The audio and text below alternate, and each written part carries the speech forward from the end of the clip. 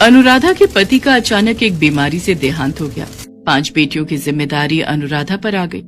देख अनुराधा, अब हम तेरा और तेरी बेटियों का बोझ अब और नहीं उठा सकते। इन्हें ले और यहाँ से निकल जा। पर भाभी, मैं इन 5 को लेकर कहाँ जाऊंगी? मेरा कोई ठिकाना नहीं। माँ बापू भी गांव में चल बसे। इस घर से मेरी यादें जुड़ी हुई हैं। मैं इस घर में बहू बनकर आई थी। विनोद के जाने के बाद आप इतना क्यों बदल गई? बदलना पड़ा। हमारा दिमाग खराब नहीं है जो अपने पैरों पर खुद ही कुल्हाड़ी मार ले। अरे आने वाले समय में तेरी ये 5 बेटियां बड़ी होंगी तो तू तो इनकी शादी की जिम्मेदारी हमारे मत्थे मर देगी। चल निकल यहाँ से। रहम करो भाभी, इतनी रात में मैं अपनी बच्चियों को लेकर कहाँ जाऊंगी? ये ऐसे नहीं मानेगी। तू आगे से हट, इसे मैं धक्का देता हूँ। अनुराधा के जेठ जेठानी बड़ी क्रूरता से उसे उसकी बेटियों के साथ सड़क पर धक्का दे देते हैं। अब मैं इतनी रात में इन 5 को लेकर कहाँ जाऊँ? मेरी मदद करो प्रभु। अनुराधा अपनी 5 बेटियों का हाथ थामे रात के अंधेरे में सड़क पर चल रही थी। मम्मी, बहुत डर लग रहा है। अंधेरे में कुछ भी दिखाई नहीं दे रहा। चिंता मत करो, मैं तुम्हारे साथ हूँ ना, डरो नहीं। मम्मी, अब हम कहाँ जाएंगे? ताऊ जी ताई जी ने तो घर से निकाल दिया।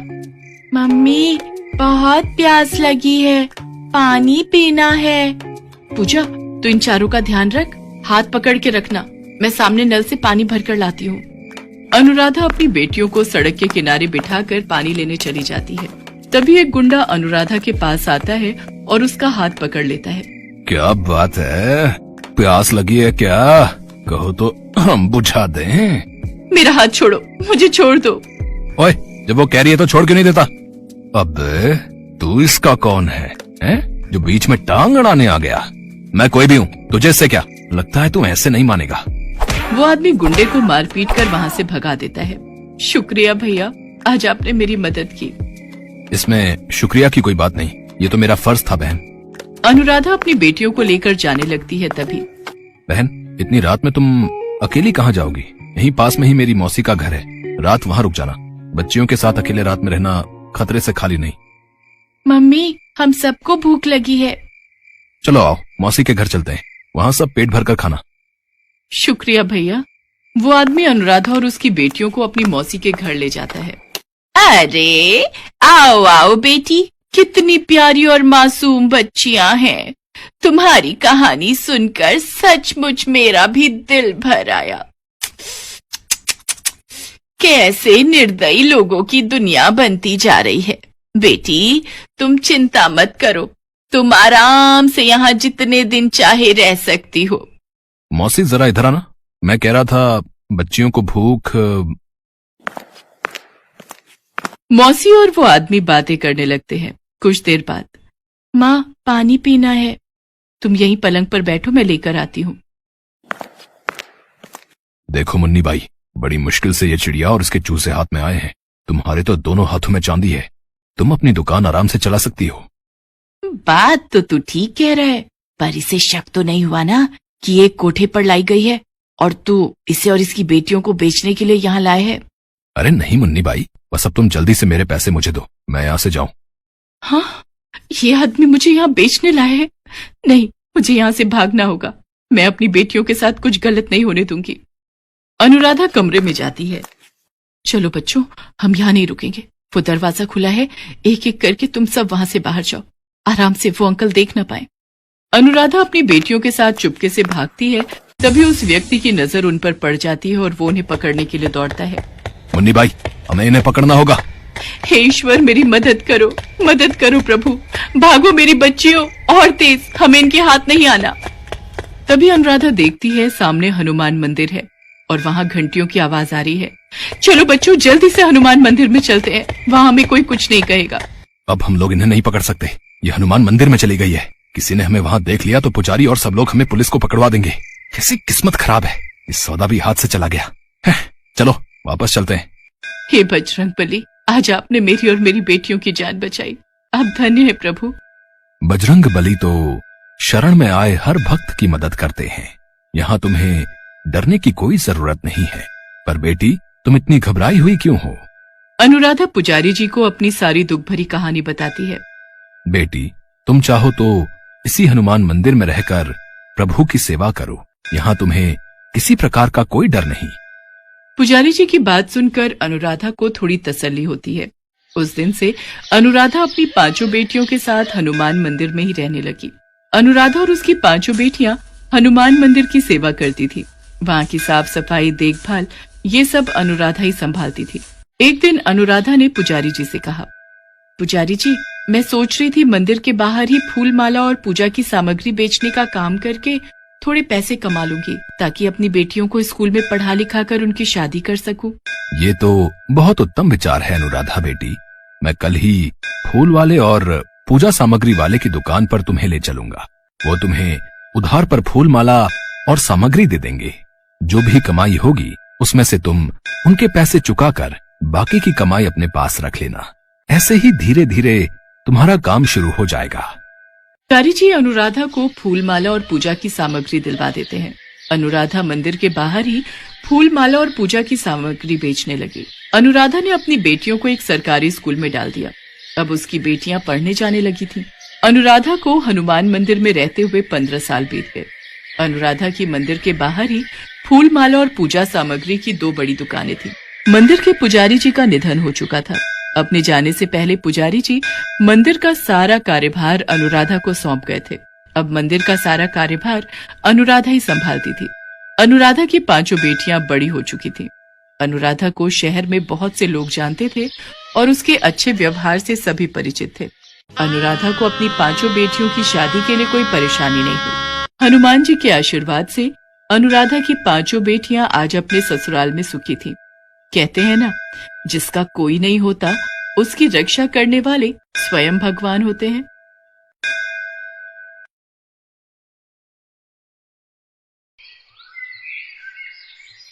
ये कहानी है हेतराम की। हेतराम का जन्म ही इसलिए हुआ था कि वो शराब पी सके। दिन के 24 घंटे वो शराब के नशे में रहता। उसके मोहल्ले में किसी को याद नहीं है कि कौन सा ऐसा दिन था जब उसने शराब नहीं पी हो। काम धाम उससे कोई होता नहीं था, तो फिर शराब पीता कैसे था? शराब पीता था अपनी पत्नी सुनीता की कमाई के पैसों से। सुनीता एक चूड़ी बनाने की फैक्ट्री में काम करती थी। हर दिन की तरह शराब के नशे में टल्ली हेतराम सड़क पर गाना गाते हुए जा रहा था। पीने वालों को पीने का बहाना चाहिए। अरे पीने वालों को पीने का बहाना चाहिए। गाना गाते हुए अपने डगमगाते कदम से जैसे ही वो अपने घर में घुसा, उसकी 4 बेटियां रीमा, सीमा, मीना और पुष्पा के दिल की धड़कन बढ़ गई। वो आपस में खुसर फुसर करने लगे। तभी हेतराम ने सीमा को बुलाकर पूछा, सीमा, अरे ओ सीमा, तेरी माँ कहाँ है रे? बापू वो तो अभी नहीं आई। आई नहीं? क्या मतलब आई नहीं? रात होने को आई और तुम्हारी माँ बाहर गैर मर्दों के साथ गुलछर्रे उड़ा रही है। आने दो आज उसे। मार मार कर उसकी सारी आशिकी यहीं जमीन में मिला दूंगा। बेशर्म औरत, मेरी नाक कटा दी है इसने। पति घर पर आ गया है और वो बाहर मजे कर रही है। उसके मुंह से दारू का भपका उठ रहा था। सीमा ने अपनी नाक बंद की और चुपचाप खामोशी से अपने शराबी पिता की बात सुनने लगी। तभी सुनीता वहां आ गई। सुनीता को देखते ही हेतराम भड़क गया। आ गई आशिकी लड़ाकर? अरे शर्म नहीं आती तुझे? घर में 4 बेटियां हैं और तू दूसरे के साथ मुंह काला किए फिरती है। ये सब आप क्या कह रहे हैं? आपका दिमाग खराब हो गया है क्या? मेरा दिमाग खराब हो गया है? बदतमीज औरत है। मेरा दिमाग खराब हो गया है? इतनी रात तक तू कहाँ थी? काम पर गई थी, आपको पता नहीं है? चल बड़ी आई काम की धौंस देने वाली। ये बता इतनी रात क्यों हो गई? 100 बार बोल चुकी हूँ, काम बहुत है। अभी त्योहार आने वाले हैं, ज्यादा काम करना पड़ता है और इसके ज्यादा पैसे भी मिलते हैं, तभी तो घर चलता है। नहीं तो सारी कमाई तो आपकी शराब में चली जाती है। खुद तो कुछ करते नहीं, बीवी करे तो फालतू की बातें बनाते रहते हो। पत्नी के मुंह से ये बात सुनकर हेतराम को मिर्ची लग गई। उसने गुस्से में अपनी 8 महीने की गर्भवती पत्नी के पेट पर जोर से लात मार दी। वो जमीन पर गिर पड़ी और दर्द से करा उठी। सुनीता 5वीं बार गर्भवती थी। सुनीता तो पहली बेटी के बाद ही और बच्चे नहीं चाहती थी, लेकिन हेतराम को एक लड़के की चाहत थी। तू मुझे मत बता कि और बच्चे पैदा करने की नहीं। मर्द हूं मैं तेरा। मर्द की जो मर्जी होती है वही होता है और उसी में औरत का भला भी होता है। इसलिए अपनी जबान बंद रख और मर्द की बात सुन। अगर नहीं सुनेगी तो तेरी इस बेटी को रेल की पटरी पर फेंकाऊंगा, समझी? बेचारी सुनीता क्या करती? अब इस बात को कौन सी माँ बर्दाश्त करती कि उसके बच्चे को कोई रेलवे ट्रैक पर फेंकाए। हेतराम की धमकी ने सुनीता को एक बच्चा पैदा करने वाली मशीन बना दिया और एक लड़के की चाहत में सुनीता ने 4 लड़कियों को जन्म दे दिया और वो 5वीं बार भी गर्भवती हो गई थी। सुनीता दर्द से करा रही थी, लेकिन हेतराम को उससे कोई फर्क नहीं पड़ता था। वो तो अब भी नशे में बड़बड़ाए जा रहा था। जबान चलाती है, हैं? मेरे सामने जबान चलाती है? अरे शुक्र मना मेरे जैसा सीधा साधा पति तुझे मिला है, नहीं तो तेरी इस बदजबानी पर तेरी जान ले लेता। ये कहकर उसने फिर से उसके पेट पर मारने के लिए अपना पैर उठाया। ये देखकर चारों बेटियां भागती हुई आई और अपने पिता के आगे रो रो कर और गिड़गिड़ा कर कहने लगी, बाबा बाबा माँ को छोड़ दो, भगवान के लिए माँ को छोड़ दो। अगर आपको मारना है तो हम सभी का गला घोट दो, क्योंकि आपको हमसे दिक्कत है ना। आप हमें मार दो, लेकिन माँ को छोड़ दो। अपनी माँ का बचाव करती बेटियों को देख नशे में धुत हेतराम ने कहा, जान से मार दो? अच्छा ठीक है, जान से ही मार देता हूँ आज तुम लोगों को, ठीक है। उसके बाद उसने कोने में रखे झाड़ू से चारों बेटियों को तब तक मारा जब तक वो थक कर चूर नहीं हो गया। उसकी बेटियां दर्द से कराहती रही, लेकिन उसके अंदर तो दिल था ही नहीं। ना जाने कितनी बार उस जालिम ने अपना जोर अपनी पत्नी और बेटियों पर दिखाया था। कुछ दिन और बीते। एक रात सुनीता को प्रसव पीड़ा शुरू हो गई। पेट में बहुत दर्द हो रहा है जी। लगता है मुझे प्रसव पीड़ा शुरू हो गई है। वो कराते हुए अपने पति को उठाती रही, लेकिन वो हूं हां करता रहा, लेकिन उठा नहीं। अब सुनीता से दर्द बर्दाश्त नहीं हो रहा था। वो किसी तरह बाहर आई और अपनी बेटियों को बुलाया और कहा, बेटा बेटा अस्पताल जाना होगा। सारी बेटियां अस्पताल जाने की तैयारी कर रही थी, लेकिन सुनीता से दर्द अब बिल्कुल बर्दाश्त नहीं हो रहा था। उसने अपनी बेटियों से कहा, मैं अस्पताल नहीं जा पाऊंगी बेटा, नहीं जा पाऊंगी। ये कहकर वो अपने कच्चे मकान के कच्चे से फर्श पर लेट गई और कराहने लगी। थोड़ी देर बाद उसने फर्श पर ही एक और बच्ची को जन्म दिया और उसके साथ ही वो हमेशा के लिए इस दर्द भरी दुनिया को छोड़कर चली गई। अभी अभी इस दुनिया में आई जोर जोर से रो रही उसकी मासूम सी बेटी को तो ये पता भी नहीं था कि उसे जन्म देने वाली माँ अब ना तो उसके आंसू देख सकती है और ना ही उसके रोने की आवाज उसके कानों में पड़ सकती है। थोड़ी देर तक तो सुनीता की चारों बेटियों को कुछ समझ नहीं आया, लेकिन फिर जब सुनीता बहुत देर तक बिना हिले डुले पड़ी रही तो, माँ ये क्या हो गया माँ? दीदी माँ मर गई दीदी। सीमा और रीमा भागकर अपने पिता को माँ की मौत के बारे में बताने गए। बापू माँ हिलडुल नहीं रही है, देखो ना क्या हो गया है उन्हें।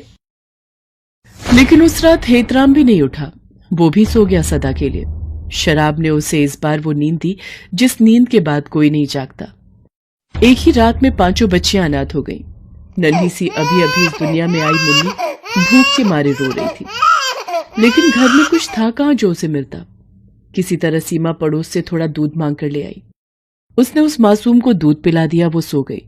उसके बाद सभी बहनें अपने माता पिता का अंतिम संस्कार करने शमशान घाट पहुंची। माँ, बापू, सभी ने उनका अंतिम संस्कार किया। जब वो अंतिम संस्कार कर घर लौट रही थी तो जोरों की बारिश शुरू हो गई। बारिश इतनी भयंकर थी कि ऐसा लगा कि उस बारिश में सब खत्म हो जाएगा, और खत्म हुआ भी। माँ बाप तो उन 5 बच्चियों के चले ही गए थे। उनके घर पर बिजली गिर गई और उनका कच्चा मकान जलकर खाक हो गया। चारों बहनें जब घर पहुंची और अपने घर का यह हाल देखा, भगवान हमें क्यों छोड़ दिया? अरे हमें भी मार दो ना, हमें सब छीन लिया, सब कुछ बिना गलती के हम सभी को जीवन भर की सजा दे दी। अरे मार दो। कहाँ ऊपर वाले, आओ सामने, हम नहीं डरते तुमसे, हमें मार दो। पूरी रात बेचारी वो बच्चियां एक पेड़ के नीचे रोते हुए बिताती हैं। सुबह उसकी छोटी बहन फिर से रोने लगी, लेकिन बार बार तो दूध मांगकर नहीं पिलाया जा सकता ना। कहाँ से लाए इसके लिए दूध, हम कहाँ से लाए? बहुत खराब किस्मत लेकर आई हो तुम मेरी बहन, बहुत खराब।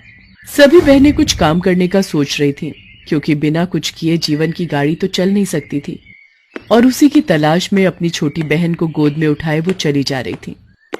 तभी उनकी नजर रास्ते में घायल अवस्था में पड़ी गाय पर गई।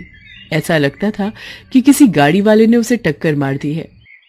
चारों बहनें उस गाय को देखकर दुखी तो बहुत हुई, लेकिन वो क्या कर सकती थी। उन्होंने उसे देखकर भी अनदेखा किया और आगे बढ़ने लगी। तभी वो गाय जोर जोर से रंभाने लगी। ऐसा लगा कि वो उन्हें कह रही हो कि मेरी मदद करो। चारों बहनों के पैर अनायास ही रुक गए। पुष्पा, पता नहीं मुझे ऐसा क्यों लगा कि ये गाय रंभाकर हमसे मदद मांग रही है। मुझे भी ऐसा ही लगा दीदी। चारों बहनों ने गाय की खूब सेवा की। अपने फटे चिटे कपड़े से ही थोड़ा कपड़ा फाड़कर उसके घाव पर बांधा। भूखी प्यासी वो बहनें उस गौ माता की सेवा करने लगी और फिर थक हार कर सो गईं। और जब उनकी नींद खुली तो उन्होंने देखा कि उनकी सबसे छोटी बहन गाय के बगल में चुपचाप लेटी हुई है और गौ माता उसे अपना दूध पिला रही है। चारों बहनें गौ माता के इस उपकार को गौर से देखने लगी और मन ही मन उनका धन्यवाद करने लगे। दीदी, गौ माता ने हमारी सारी चिंता ही दूर कर दी। अब मुन्नी को दूध की कोई दिक्कत नहीं होगी। मुन्नी दूध पीकर फिर सो गई। तब गौ माता फिर से जोर जोर से रंभाने लगी, जैसे उन सारी बहनों को शुक्रिया कह रही हो। गौ माता अब चारों बहनों के साथ ही रहने लगी। बहनों ने रोजी रोटी चलाने के लिए गौ माता के दूध से चाय बेचने का व्यापार शुरू किया। गौ माता के दूध से बनी चाय इतनी स्वादिष्ट होती कि इस चाय का स्वाद तो अद्भुत है। मैंने सच में ऐसी चाय आज तक नहीं पी। धीरे धीरे उनकी दुकान खूब चलने लगी। थोड़ा समय और बीता। अब उन बहनों ने गाय के दूध की मिठाइयां बनाकर बेचनी शुरू कर दी और वे मिठाइयां भी लोगों की जबान पर ऐसी चढ़ी कि जो भी एक बार उनकी दुकान की मिठाई खाता वो बार बार उनकी दुकान पर आता। धीरे धीरे कर उन बहनों का संघर्ष कम होता गया और गौ माता की कृपा और अपनी मेहनत से वे कामयाबी की नई नई मंजिल पाती गईं।